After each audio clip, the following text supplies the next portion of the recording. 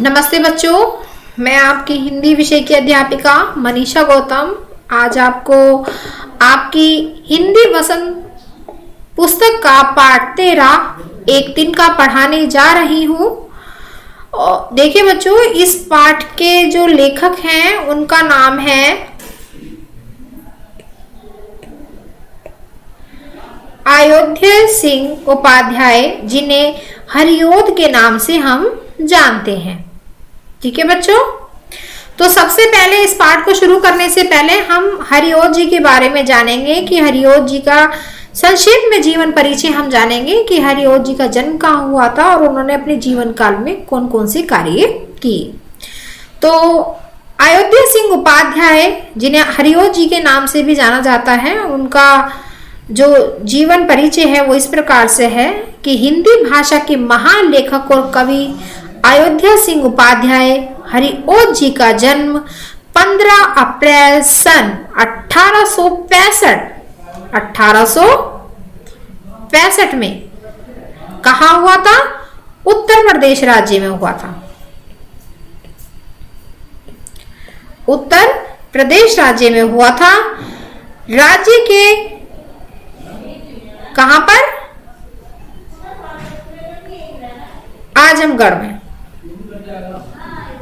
आजमगढ़ में हुआ था। आजमगढ़ के जिले निजामाबाद नामक स्थान पर हुआ। ये ब्राह्मण परिवार में पैदा हुए थे, लेकिन बाद में इन्होंने सिख धर्म अपनाकर अपना नाम भोला सिंह रख लिया। इन्होंने हिंदी साहित्य में अपना अद्भुत योगदान दिया। वे 2 बार हिंदी साहित्य सम्मेलन के सभापति रह चुके हैं और सम्मेलन में इन्हें विद्या वाचस्पति की उपाधि से सम्मानित किया जा चुका है। इनकी प्रमुख रचनाओं में प्रिय प्रवास, कवि सम्राट, वैदेही वनवास, बाल विवाह, फूल पत्ते आदि शामिल है। माना जाता है कि सन 1947 में निजामाबाद में ही इन्होंने अपनी अंतिम सांसें ली थी। तो जहां पर ये बच्चों इनका जन्म हुआ था वहीं पर इन्होंने अपनी अंतिम सांस भी ली। इनका जन्म जो था 1865 में हुआ था उत्तर प्रदेश में, उत्तर प्रदेश राज्य के आजमगढ़ जिले में हुआ था। तो देखिए बच्चों, यहाँ हमने आपको थोड़ा सा संक्षेप में हरिओद जी का जीवन परिचय बता दिया है। तो अब हम इस पाठ को शुरू करने जा रहे हैं, तो सभी बच्चे ध्यान पूर्वक सुनेंगे।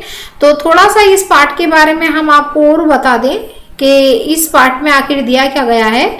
इस पाठ में जो हरिओद जी हैं वो एक घमंड भरे इंसान के रूप में दिखाई दिए हैं कि उन्हें जो है उन्हें अपने ऊपर बहुत घमंड है और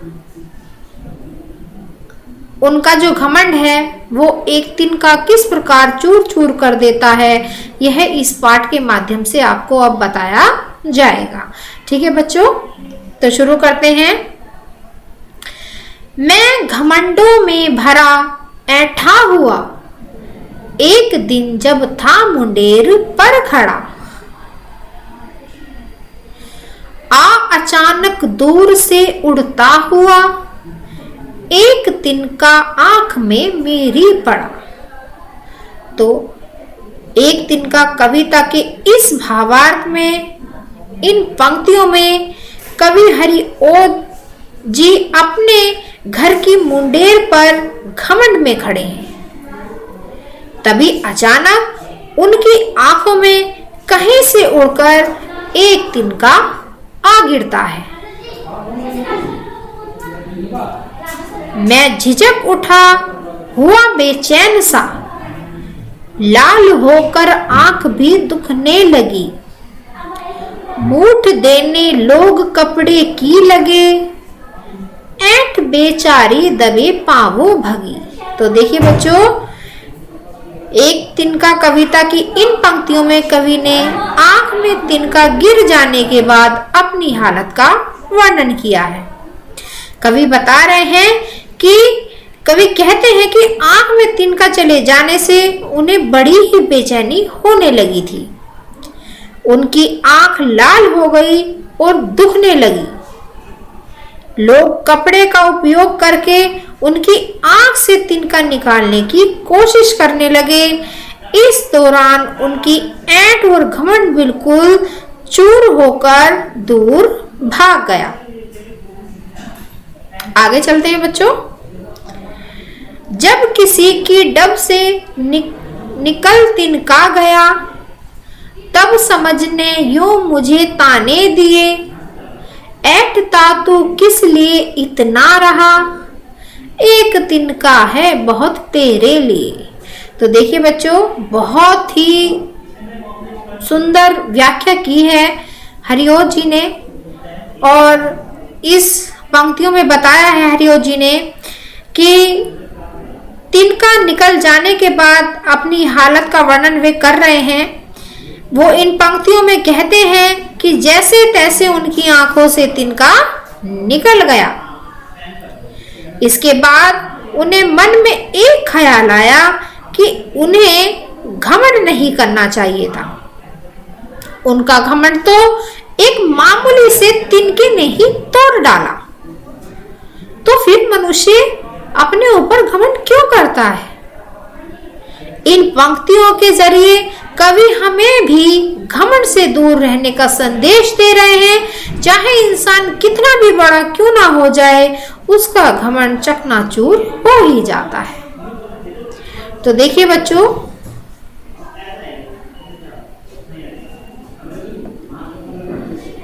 आज हमने आपको एक तिनका के बारे में बताया है। एक तिनका जो कविता है, हमने उसको आपको पढ़ाया है, और हम आशा करते हैं कि सभी बच्चों की ये कविता अच्छे से समझ में आई होगी, और इससे एक हमें सीख भी मिलती है कि हमें कभी घमंड नहीं करना चाहिए।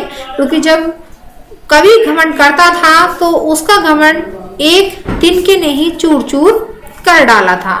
उसी प्रकार हमें अपने जीवन में कभी भी घमंड नहीं करना चाहिए, क्योंकि ये जो शरीर है हमारा, वो मिट्टी से बना हुआ है और आखिर में इसे मिट्टी में ही मिल जाना है। हमें अपने जीवन में सभी से सहानुभूतिपूर्ण व्यवहार करना चाहिए, सभी को मृदु भाषा में बोलना चाहिए, सभी से वार्तालाप करनी चाहिए, कभी हमें घमंड नहीं करना चाहिए। तो ठीक है बच्चों, आज हमारी यह कविता यही समाप्त होती है। ठीक है बच्चों, धन्यवाद।